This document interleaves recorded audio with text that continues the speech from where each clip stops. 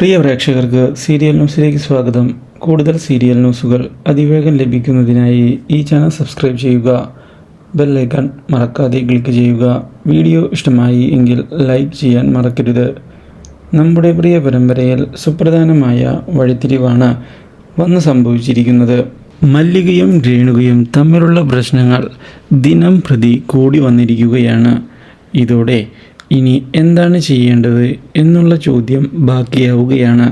എന്നാൽ ഇതേ സമയം നിർണായകമായ നീക്കങ്ങളുമായി മുന്നിലേക്ക് പോവുകയാണ് പ്രതിഭ. തൻ്റെ മുഖ്യമന്ത്രി പദം എത്രയും പെട്ടെന്ന് തന്നെ തിരികെ കൈക്കലാക്കണം എന്നുള്ള തീരുമാനവുമായി മുന്നോട്ട് പോകുന്ന പ്രതിഭ ഇതേ തുടർന്ന് ഒടുവിൽ തൻ്റെ വിജയം ഉറപ്പിച്ചുകൊണ്ട് തിരികെ എത്തിയിരിക്കുകയാണ്.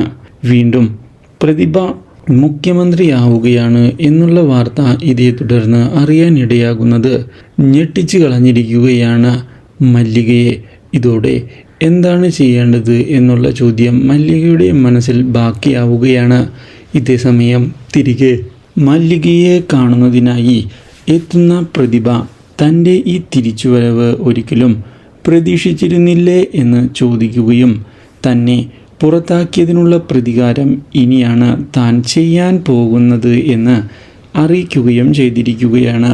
അപ്രതീക്ഷിതമായ പ്രതിഭയുടെ ഈ വിജയം മല്ലികയെ ഞെട്ടിച്ചു കളഞ്ഞതിനെ തുടർന്ന് മല്ലിക പകച്ചു പോയിരിക്കുകയാണ്. Do like, share and subscribe.